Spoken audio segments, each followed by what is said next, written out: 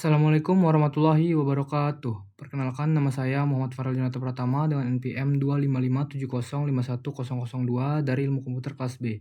Di sini saya ingin menjelaskan mengenai proyek yang telah saya buat untuk UTS pada mata kuliah Organisasi dan Arsitektur Komputer CPU 8-bit. Oke, langsung aja kita masuk ke pembahasannya.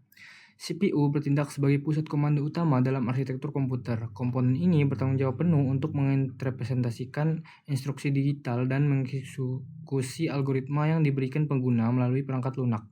Dalam skala 8 bit, CPU mengelola aliran data dengan presisi tinggi melalui jalur komunikasi internal yang terintegrasi. Adapun tiga komponen utama CPU, yang pertama itu control unit, yang berfungsi untuk mengatur orkestrasi seluruh operasi sistem. Control unit mengambil instruksi dari memori dan mengendalikan jalur data antar komponen.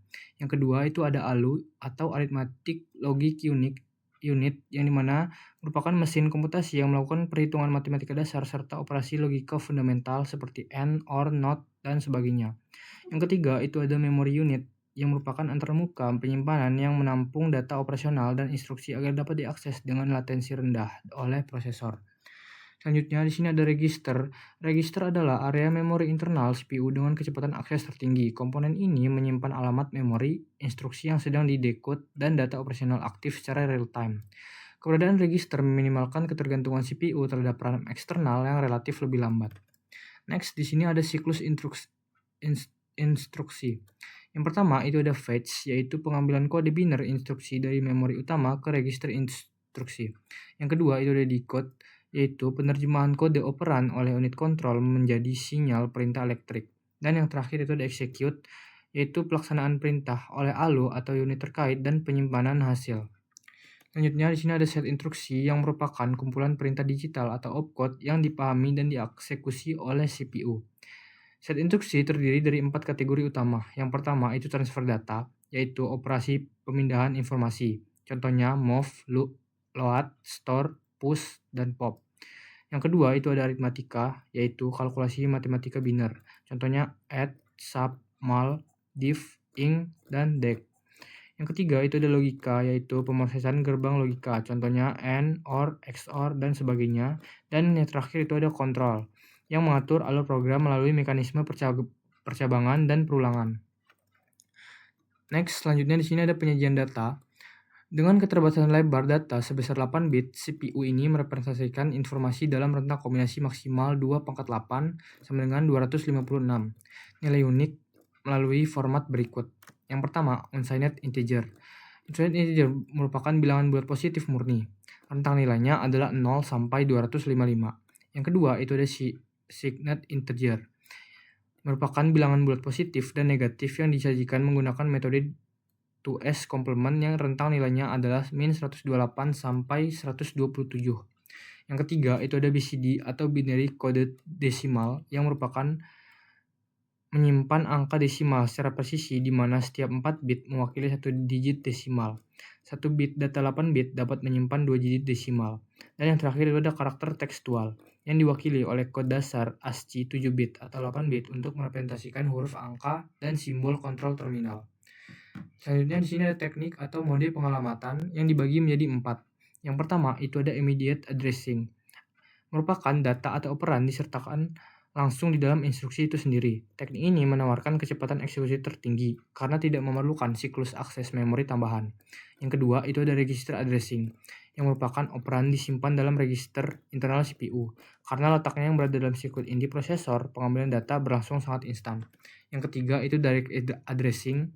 Instruksi secara eksplisit mencantumkan alamat memori RAM tempat data berada. CPU akan langsung menuju alamat tersebut untuk mengambil operan. Dan yang terakhir itu indirect addressing, yang merupakan instruksi berisi alamat memori yang menunjuk ke alamat memori lain. Metode ini memberikan fleksibilitas tinggi namun dengan latensi yang lebih besar. Selanjutnya di sini ada pengorganisasian memori. Sistem membagi ruang penyimpanan menjadi dua area strategis. Yang pertama itu ROM atau read only memory yang menyimpan instruksi permanen yang diperlukan saat sistem pertama kali dinyalakan. Yang kedua itu ada RAM atau random access memory yang merupakan area penyimpanan volatil yang digunakan untuk menampung data dan program yang sedang aktif diproses. Selanjutnya di sini ada bus system yang merupakan infrastruktur jalur komunikasi yang menghubungkan komponen-komponen internal. Yang pertama itu ada data bus yang merupakan jalur transportasi untuk nilai biner data. Yang kedua, itu ada address bus yang menunjuk lokasi atau koordinat memori target. Dan yang ketiga, itu ada control bus sebagai pengirim sinyal waktu atau clock untuk sinkronasi seluruh perangkat keras. Selanjutnya di sini ada input atau output. Input atau output bertindak sebagai jembatan interaksi antara pengguna dan perangkat komputer. Melalui perangkat input seperti keyboard, data yang dimasukkan akan ditampung terlebih dahulu dalam antrean buffer. Setelah selesai diproses, perangkat output seperti monitor akan menerjemahkan kode biner tersebut menjadi tampilan teks visual yang mudah dipahami oleh manusia. Jalur komunikasi ini sepenuhnya dikelola oleh CPU melalui mekanisme manajemen input atau output, yang bertugas mengambil data dari perangkat input, mengalirkannya melewati bus sistem, hingga akhirnya diteruskan ke layar. Dan yang terakhir ini merupakan sistem operasi. Dalam konteks CPU 8-bit, instruksi yang tertanam pada ROM berfungsi sebagai pengelola sumber daya dasar. Operasi sistem ini bertugas mengkoordinasi kapan data harus dibaca dari penyimpanan, dioleh oleh ALU, hingga didelegasikan ke layar monitor. Mungkin selanjutnya saya akan mendemokan text editor. Di sini saya menggunakan Logism. Mungkin langsung aja saya start ya.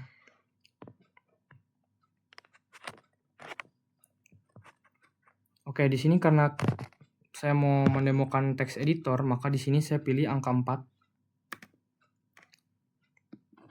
Selanjutnya saya pilih opsi kedua, yang mana add new file. Dan add file numbernya kita input 1. Dan di sini saya akan menginput nama saya sendiri.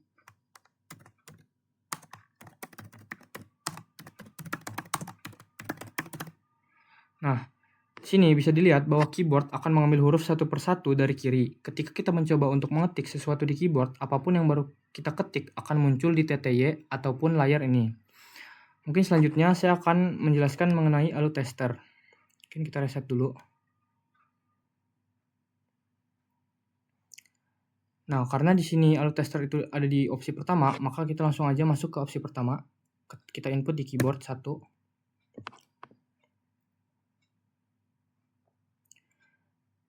Nah, di sini ada operasi gerbang logika AND, OR, XOR, dan NOR. Kemudian ada operasi matematika, add, dan sub.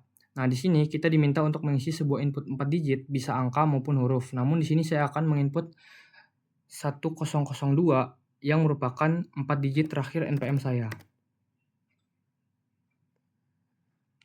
Oke, bisa dilihat ini adalah output yang tampil dari NPM 4 digit terakhir dari saya.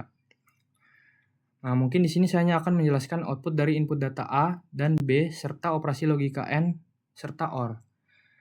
Input A diambil dari 2 digit pertama angka 1002 yaitu 10 hex atau setara desimal 16. Dalam bentuk biner 8 bit nilainya adalah 001 00000. Bisa dilihat di sini sama karena bit 1 hanya aktif pada posisi keempat. Maka hasilnya atau outputnya itu 10. Selanjutnya kita masuk ke input B. Ini mana? Input B diambil dari 2 digit terakhir angka 1002 yaitu 02 heksadesimal. Dalam bentuk biner 8 bit nilainya adalah 0000010 karena bit 1 hanya aktif pada posisi ke-1, maka outputnya adalah 02. Selanjutnya di sini N, ini mana hasilnya adalah hex 00 karena gerbang N hanya menghasilkan 1 jika kedua input bernilai 1 di posisi yang sama. Karena posisi bit 1 pada A dan B saling berbeda, tidak ada bit yang cocok sehingga outputnya menjadi 0 semua. Bisa dilihat ini 0 semua. Dan selanjutnya itu OR, hasilnya hex 12 karena gerbang OR akan menghasilkan 1 jika salah satu atau kedua input bernilai 1. Operasi ini menggabungkan bit aktif dari kedua input tanpa tumpang tindih, menghasilkan biner 001 0010. Oke, baiklah lanjut. Saya akan masuk ke simulasi selanjutnya, yakni Littleman komputer. Yaitu kode untuk melakukan operasi perkalian antara angka 4 dan angka 3. Menggunakan metode penjumlahan berulang melalui perulangan dan percabangan. Mungkin langsung aja saya akan menjalankan programnya. Karena di sini saya sudah menyiapkan kode assembly-nya. Nah, di awal running, ini bisa dilihat terdapat ada bulatan biru yang mengalir dari kotak RAM di sebelah kanan menuju ke arah CPU. Ini adalah siklus fetch di mana CPU sedang menjemput instruksi awal dari memori. Kita juga bisa memperhatikan pergerakan di address register, di mana CPU menaruh nomor alamat memori di sana untuk mencari letak data atau perintah yang tepat, lalu membawakannya kembali ke CPU untuk dimasukkan ke dalam kotak instruction register. Di dalam instruction register, inilah CPU akan melakukan decode atau menerjemahkan perintah tersebut. Apakah ia harus memuat data, mengurangi, ataupun menyimpan nilai perkalian. Sehingga kita bisa melihat proses utama dari perulangan program ini berjalan. Perhatikan bulatan merah yang bergerak cepat di area CPU, khususnya yang mengalir ke arah kotak arithmetic unit. Pergerakan cepat ini menandakan bahwa fase execute atau eksekusi sedang berlangsung secara intensif. Di dalam proses ini, CPU memuat nilai total yang awalnya bernilai 0, lalu secara berulang menambahkan angka 4 ke dalamnya menggunakan instruksi add, for, dan menyimpannya kembali ke dalam RAM. Di saat yang bersamaan, pada setiap putaran, nilai count yang awalnya bernilai 3 akan dikurangi 1 oleh instruksi sub1. Selama proses penambahan berulang ini, kita bisa melihat angka di dalam kotak akumulator terus berubah-ubah secara dinamis, karena ia berfungsi sebagai tempat penampung hasil penghitungan sementara. Setelah perulangan berjalan sebanyak 3 kali, nilai di dalam akumulator akhirnya menyentuh angka 0 setelah dikurangi.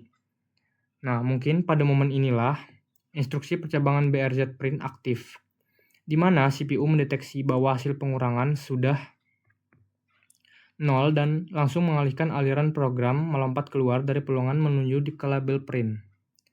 Nah, di tahap akhir ini, CPU akan memuat hasil akhir yang sudah terkumpul di dalam variabel total, lalu mengeksekusi perintah out, dan hasil tersebut akan langsung dikirim dan ditampilkan pada kotak output.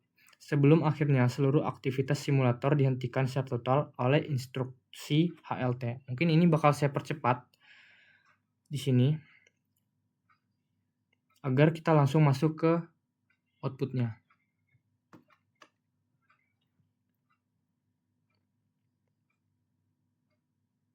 Bisa dilihat ini output yang muncul adalah 12.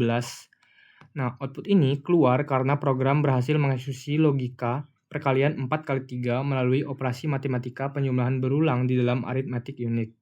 Program penyumblahan angka 4 sebanyak 3 kali, 4 ditambah 4 ditambah 4, sehingga loop selesai dan perintah out dipanggil. Nilai akhir atau outputnya adalah 12 yang tersimpan di dalam register total langsung akan dicetak di layar simulator. Mungkin sekian penjelasan yang dapat saya sampaikan pada UTS kali ini. Sekian, wassalamualaikum warahmatullahi wabarakatuh.